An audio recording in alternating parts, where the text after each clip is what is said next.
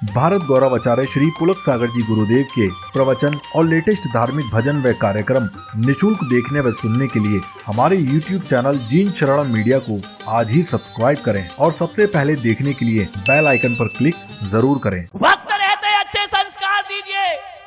आज के युवा पीढ़ी उत्तान पतन के दौराहे पर खड़ी है और समय रहते यदि हमने इन्हें अच्छे संस्कार नहीं दिए तो मान करके चलना कि हम इन बच्चों के भविष्य ही इनका नहीं बिगड़ेगा, हमारा बुढ़ापा भी बड़े खतरे में चला जाएगा।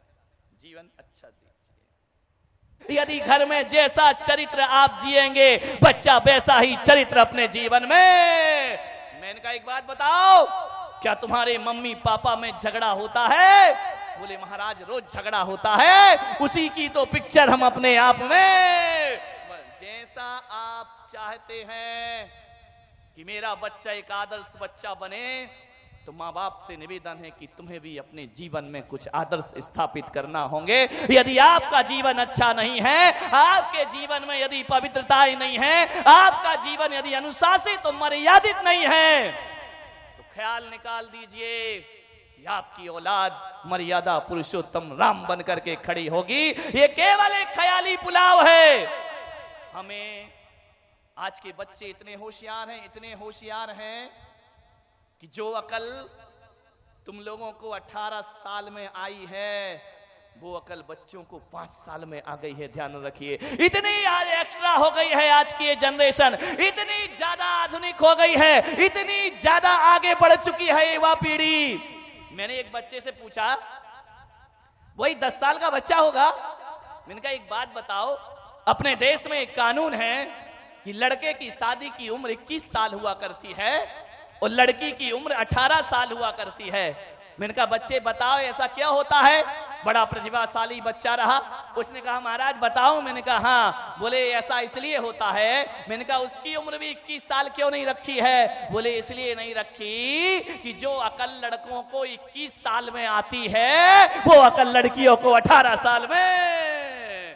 कितने होशियार बच्चे हो गए मेरे भाई। एक टीचर ने बच्चे से पूछा कि बेटा बताओ पैजामा एक वचन होता है कि बहुवचन होता है? बच्चे ने कहा सर जी ऊपर से एक वचन होता है, नीचे से बहुवचन होता है। बहुत होशियार पीढ़ी हो गई है ये, इतनी होशियार हो गई है। ऐसे ऐसे प्रश्न करते हैं ये बच्चे कि हमारे पास कोई उत्तर। ध्यान रखना, अब इस देश में बुद्धू बच्चे पैदा होना बंद हो चुका है। इस देश में गंवार बच्चों ने पैदा होना बंद कर दिया है। आज बच्चा पैदा होते ही मोबाइल हाथ में ले लेता है, इंटरनेट में जाकर के बैठ जाया करता है, कंप्यूटर। अरे माँ बाप को मोबाइल चलाना नहीं आते हैं। बच्चे से कहते हैं बेटा बच्चा पप्पू इसमें कुछ डाउनलोड कर दे। बच्चा कहता है बुद्धू राम तुम्हारी जिंदगी ऐसी चली गई। ध्यान, बड़े होशियार हो गए ये बच्चे, बहुत होशियार। इन्हें सिखाने की जरूरत नहीं है, बहुत सोच सीख चुके हैं। एक बच्चे ने पूछा, एक टीचर ने पूछा कि बच्चे जरा ये बताओ कि गंगा कहां से निकलती है और कहां जाके मिलती है? बच्चा बड़ा होशियार था। बच्चे ने कहा हमारे पिताजी ने कहा है कोई कहीं से निकले किसी से मिले तुमको कुछ लेना देना नहीं है, इस लफड़े में बिल्कुल मत पड़ना, कौन कहां से मिला और कहां किससे जाकर के मिला। एक बच्चा और था, बोले मैं बताऊं? बोले बताओ। बोले गंगा दोपहर को 12 बजे अपने घर से निकलती है।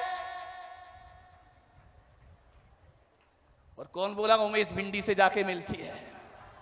ध्यान रखिए, विचार करें। यहां बहुत होशियार हो गए हैं बच्चे। कितना भी सिखाओ ये सीखने वाले नहीं हैं।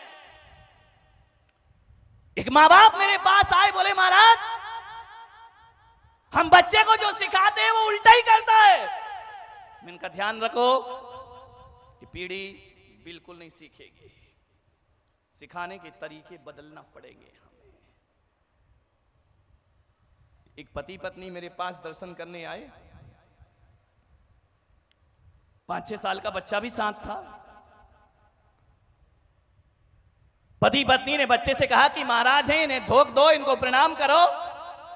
बच्चा धोख देने को तैयार नहीं। माँ बाप ने उसका सिर पकड़ा और मेरे पैरों में रख दिया। अरे मैंने कहा ये क्या अत्याचार कर रहे हैं आप? बोले अत्याचार नहीं कर रहे महाराज, संस्कार दे रहे हैं। मैंने कहा धत तेरी की संस्कार? वो अखड़ा जा रहा है, तुम उसकी गर्दन मेरे सिर में लगाए जा रहे, लगाए जा रहे, लगाए जा रहे। बच्चा कह रहा नहीं करूंगा, नहीं करूंगा, नहीं करूंगा। तो मैंने कहा इस तरीके से ये प्रणाम नहीं करेगा।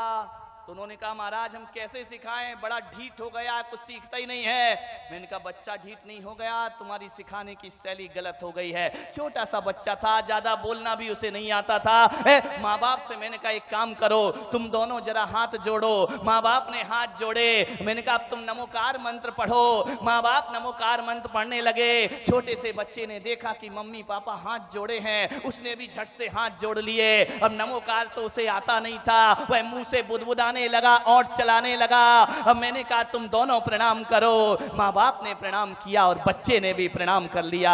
एक बात याद रखना, ग्वालियर वालों में आपसे इतना ही कहना चाहता हूं, ये बात कहने का इतना ही मेरा मकसद है कि ये पीढ़ी 21वीं सदी की पीढ़ी ये सिखाने से नहीं सीखेगी, ये दिखाने से सीखा करती है। अरे जैसा तुम करोगे वैसा बच्चे करेंगे, जैसा तुम दिखाओगे बच्चे वैसा ही। अब सिखाओ मत, इन्हें करके कुछ दिखाइए।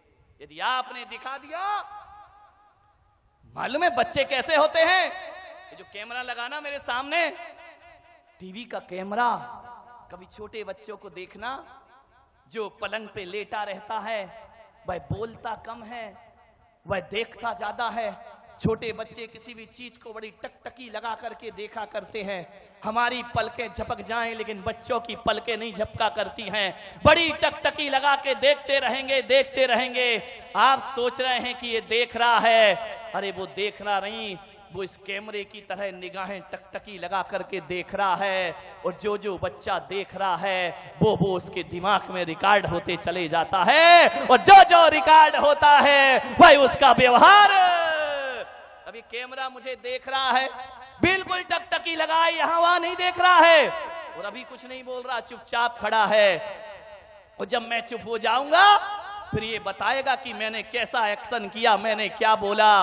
अरे कैमरा अपनी तरफ से कुछ नहीं बोलता, जो बोलता है वह हमारे को देखकर बोलता है। और बच्चे अपनी तरफ से कुछ नहीं सीखते, जो भी सीखते हैं वह परिवार को देख करके सीखा करते हैं, हमारे व्यवहार को देख करके सीखा करते। हमारे घर में कैसा व्यवहार, एक पति बार बार झुंझलाएगा, बात बात पर उत्तेजित होगा।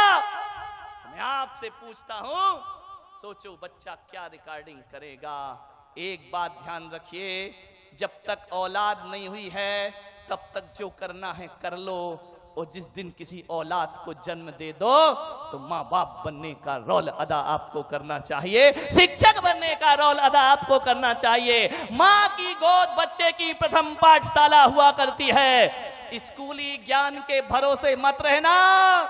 स्कूलों में तो केवल डिग्रियां पकड़ा दी जाएंगी, स्कूलों में डॉक्टर बनाया जाएगा, इंजीनियर बनाया जाएगा, वकील बनाया जाएगा, स्कूलों में आईएएस आईपीएस अफसर बना दिया जाएगा। लेकिन ध्यान रखना, स्कूलों में डिग्रियां मिलेंगी, तुम्हारे बेटे को डॉक्टर इंजीनियर बना देंगे, लेकिन एक बात ध्यान रखना, स्कूल की शिक्षा डॉक्टर और इंजीनियर बनाती है, माँ बाप की शिक्षा एक अच्छा इंसान बनाया करती है। आप अपने बच्चे को अच्छा इंसान बनाइए, एक आदर्श व्यक्ति बनाइए। कैसा जीवन है?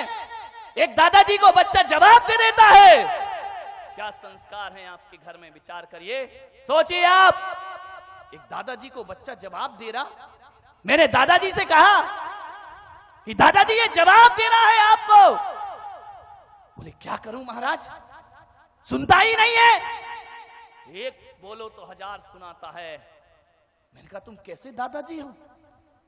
बोले महाराज पूरे जीवन में मेरे बच्चे ने कभी मुझे जवाब नहीं दिया होगा, जो पोता मुझे जवाब देता है। मैंने कहा एक काम करो, जब ये तुम्हें अनर्गल बोले, जब तुम्हें जवाब दे, तो एक चांटा गाल में जोर से बच्चे को मार देना चाहिए। बोले महाराज कई बार मन होता है लेकिन मारने की हिम्मत नहीं होती। मैंने कहा क्यों? बोले मुझे डर लगता है कि बच्चा पलट के मुझे चाटा ना मार दे। आप सोचिए, विचार करिए, क्या संस्कार दिए हैं आपने। अरे तुम्हें दादाजी होने का हक किसने दे दिया कि एक पोते से आपको डर लगता है? नहीं मेरे भाई, ऐसे बच्चे एक आदर्श व्यक्ति तो नहीं बन सकते हैं।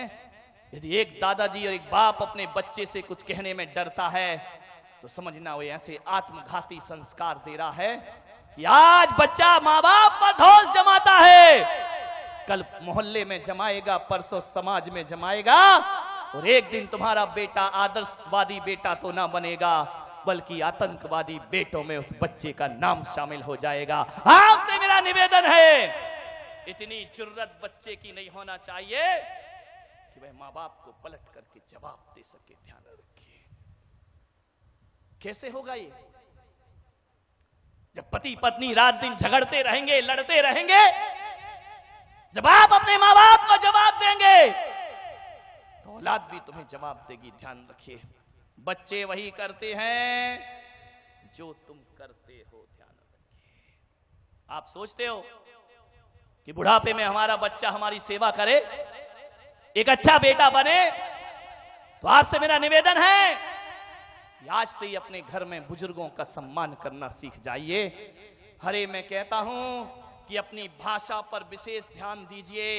आदमी इतनी अनर्गल भाषा बोलता है कि वह भाषा एक दिन उसकी आदत बन जाती है, और ये आदत ब्लड में जाकर के घुल जाते हैं संस्कार, फिर वही उसकी जिंदगी बन जाती। आदर्श व्यक्तित्व बनिए, भाषा का एक आदर्श होना चाहिए।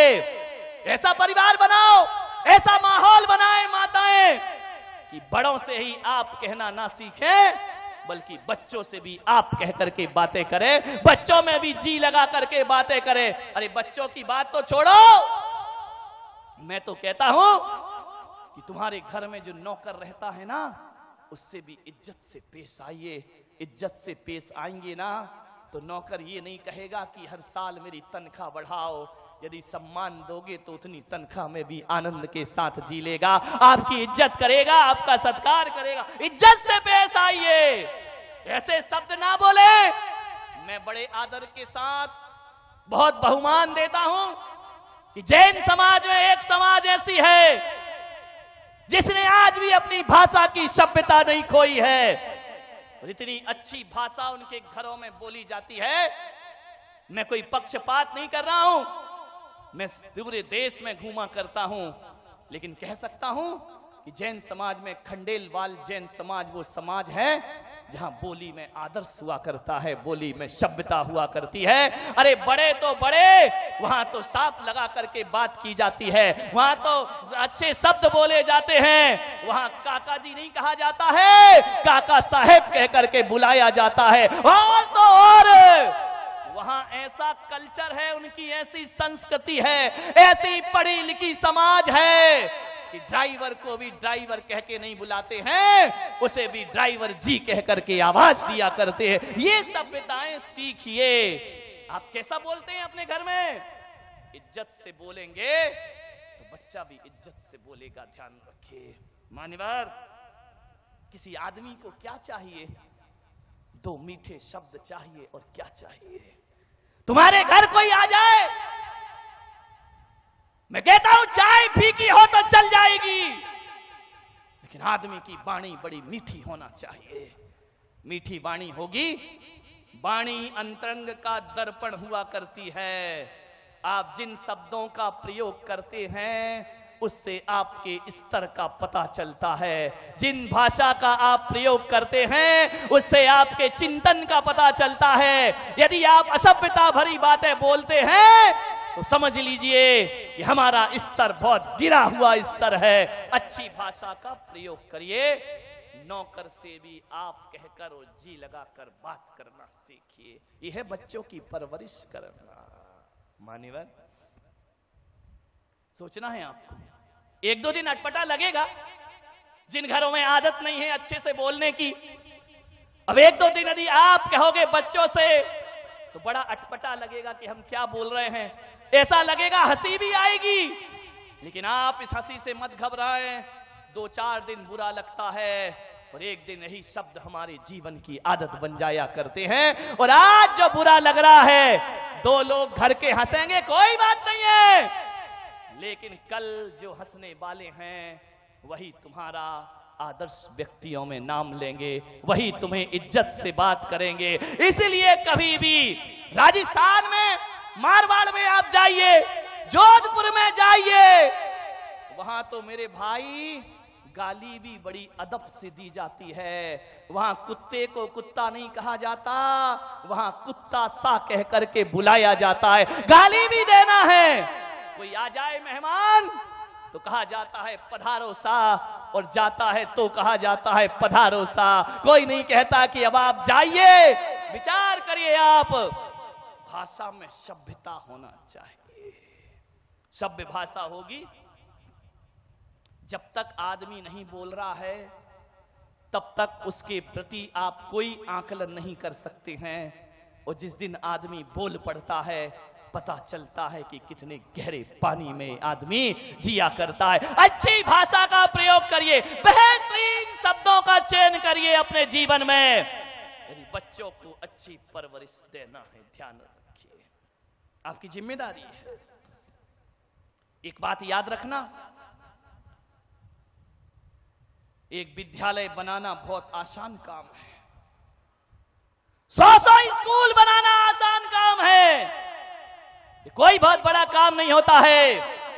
100 विद्यालय बनाना कोई बहुत बड़ी बात नहीं है, लेकिन एक बच्चे को अच्छे संस्कार देना, ये 100 विद्यालय से बढ़कर भी मेहनत का काम हुआ करता है। 100 स्कूल से भी बड़ा काम हुआ करता है। मंदिर बनाना आसान है, लेकिन एक व्यक्ति को इंसान बनाना बहुत कठिन काम हुआ करता है। ध्यान रखिए, स्कूलों की पढ़ाई के भरोसे मत रहना, वहां तो गा से गधा पढ़ाया जाता है मेरे भाई, उससे क्या संस्कार जीवन में मिलेंगे। अच्छे संस्कार देना है, अच्छी भाषा देना है। स्कूलों में जाओगे तो आ से अनार पढ़ाया जाएगा, सा से सड़क पढ़ाई जाएगी, दा से दवात पढ़ाई जाएगी। स्कूलों की पढ़ाई में यही तो पढ़ाया जाता है बचपन से, और क्या सिखाया जाता है। लेकिन मैं कह रहा हूं, मुझ पुलक सागर की पाठशाला में आना, मैं आ से अनार नहीं सिखाऊंगा, मैं आ से अदब सिखाऊंगा और सा से सलीका सिखाऊंगा। अरे आ से अदब सिखाइए, सा से सलीका सिखाओ, दा से दोस्ती सिखाइए मान्यवर, और बा से बहादुरी सिखाइए। बा से बकरी सिखाओगे तो बकरी जैसा मैं करता रहेगा जिंदगी भर। क्या पढ़ाया जाता है स्कूल में आजकल? एक वो अंग्रेजी और आ गई, कॉन्वेंट की शिक्षा हमारी छाती पे चढ़ करके बैठ गई। जब तक 2-4 फर्राटेदार इंग्लिश के शब्द ना बोले जाएं, तब तक लगता है ये पिछड़ा हुआ आदमी है, बड़े बैकवर्ड का आदमी है, ये आदमी आदर्श नहीं है। मैं कहता हूं कि अंग्रेजी के पास वो शब्द नहीं होंगे जितनी सभ्यता के शब्द हमारी हिंदी के पास हुआ करते हैं। विचार करिए आप, इंग्लिश से ज्यादा कठिन काम हिंदी हुआ करती। अंग्रेजी में तो बड़ों को भी यू बोला जाता है, छोटों को भी यू बोला जाता है, बराबर वालों को भी यू। यू का अर्थ होता है तुम, ध्यान रखिए। लेकिन मेरे यहाँ ऐसा नहीं होता है। हमारे यहाँ देखा जाता है कि बड़ों को बोलने में कितने सभ्यता भरे शब्द होना चाहिए, आपस में कैसे शब्द होना चाहिए, और छोटों में कैसे शब्द। क्या सिखाएगी अंग्रेजी, बताइए आप मान्यवर। कभी वर्णमाला देखिए, आ अनार से शुरू होती है, एंड किस पे होती है? इतनी तो हिंदी पढ़ी होगी, किस पे होती है? ज्ञानी पे शुरू होती है। अंग्रेजी की वर्णमाला कहां से शुरू होती है? ए से शुरू होती है। एंड किस में होती है? जेड में होती है। जेड माने जेब्रा। मेरी भाषा, मातृभाषा जो है ना, वो अनार से शुरू होती है और ज्ञानी बनाकर समाप्त होती है, और अंग्रेजी जो है एप्पल से शुरू होती है और जेब्रा बनाकर छोड़ा करती है। और जेब्रा का अर्थ होता है अंग्रेजी घोड़ा, जेब्रा अंग्रेजी गधा, घोड़ा भी नहीं। ध्यान रखिए, अच्छी भाषा बोल, संस्कारित शब्द होना चाहिए। बच्चों की यदि परवरिश करना है, ऐसा व्यवहार ना बनाएं अपने घर में कि बच्चे और पत्नी इंतजार करें कि पिताजी थोड़े बाहर चले जाएं तो हम सुकून का जीवन जी सकें। नहीं मेरे भाई, इसका मतलब है आपका व्यवहार रूखा है। आपके घर से जाने के बाद बच्चे यदि नाचते हैं, खुशी होते हैं, उछलते हैं, कूदते हैं, तो आपका व्यवहार जरूर रूखा है। अरे ऐसा जीवन ना बनाएं कि पत्नी और बच्चे कहें कि कुछ देर को तुम बाहर चले जाओ। ऐसा जीवन बनाओ कि 5 मिनट लेट आओ तो पत्नी का भी मन न लगे और बच्चों का भी मन न लगे। अच्छा जीवन अपना बनाइए, अच्छा व्यवहार अपना बनाइए, जिंदगी को संभालने का प्रयास करें। मन थोड़ा बहुत पढ़ने क्या लगता है बच्चा, क्या क्या पकड़ा देते हैं उसके हाथ में, अखबार आ जाता है उसके हाथ में, फिल्मी कहानियां आ जाती हैं उसके हाथ में। और आजकल तो मैगजीन भी कोई नहीं पढ़ता, अखबार भी कोई नहीं पढ़ता। जब से मोबाइल क्या आ गया है, किसी के हाथ में किताबें दिखाई ही नहीं दिया करती हैं। मोबाइल में लगा रहता है, रात दिन चैटिंग में लगा रहता है, व्हाट्सएप में लगा रहता है, फेसबुक में लगा रहता है। ऐसा फेसबुक में लगा है बच्चा कि घर में माँ बाप का फेस देखना भी पसंद नहीं किया करता है। उसी में वारी ये संस्कृति क्या हो रहा है हमारे देश में, विचार करिए आप। पड़ोस में रहने वाले से दोस्ती नहीं है और दुनिया से हजारों किलोमीटर दूर हैं, उससे फ्रेंडशिप किया करते हैं। आप सोचिए, घर के लोगों से बातचीत नहीं हुआ करती है, दूसरों से रिलेशनशिप मनाई जाती। आप विचार करिए क्या होगा। हम अपना जीवन याद करते हैं, आज का बच्चा 5-10 साल का हो नहीं पाता, हाथ में महंगा मोबाइल आ जाता है। 5वीं 8वीं पढ़ता है, स्कूटी आ जाती है, बच्चा गाड़ी चलाता है। हमें अपने दिन याद है भाई, तुम भी अपने दिन याद करो कि तुम्हारा बचपन कैसा था, अपने दिन वो कैसे थे। अरे 9वीं 8वीं क्लास में आने के बाद मैंने फुल पैंट पहनना सीखा है मेरे भाई। हाफ पैंट में ही 8वीं क्लास तक पढ़ लिया करते थे, स्कूल में भी हाफ पैंट में ही चले जाया करते थे। अरे मोबाइल की बात तो छोड़ो, प्रतिदिन चने खाने को 10 पैसे भी नहीं मिला करते थे, ध्यान रखिए। उसमें अभी देखना पड़ता था, कई बार मनुहार करना पड़ता था। 10-10 पैसे चाराने के लिए हमें इंतजार करना पड़ता था। आज कितनी सुविधाएं हमारे बच्चों को है, टीवी है, इंटरनेट है, कंप्यूटर है, गाड़ी है, सब कुछ उसके पास है। आज पहले तो हम अपने माँ बाप से नजरें मिलाने में हमें डर लगता था, उनके सामने जुबान खोलने में डर लगता था। आज तो बच्चों को इतनी सुविधाएं दी जाती हैं, सब कुछ लगा देते हैं माँ बाप उनके लिए।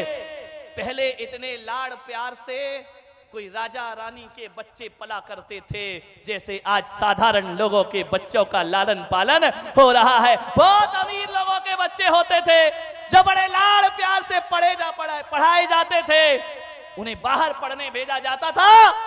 आज तो हर माँ बाप अपने बच्चों को बाहर भेज देता है कि उसका करियर बनना चाहिए, उस बच्चे का भविष्य बनना। कितनी सुविधाएं बच्चों को दी गई हैं भाई, मैं विरोध नहीं कर रहा हूं। दो, तुम्हारा लाडला है, कोई दिक्कत नहीं है, सारी सुविधाएं दीजिए, लेकिन मैं सावधान कर रहा हूं, आने वाले वक्त के लिए समय से पहले हमें सुविधाओं के साथ साथ अच्छे संस्कार भी हमें देना पड़ेंगे।